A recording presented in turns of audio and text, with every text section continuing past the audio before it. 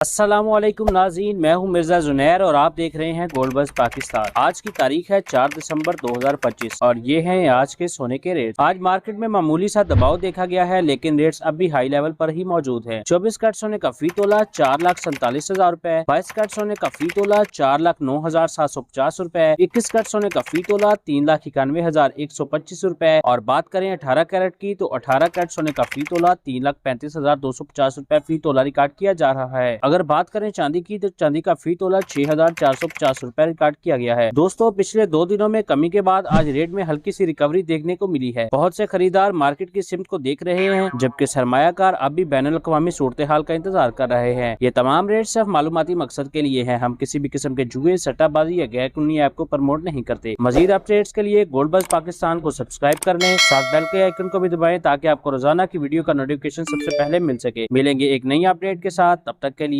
अल्लाह हाफिज।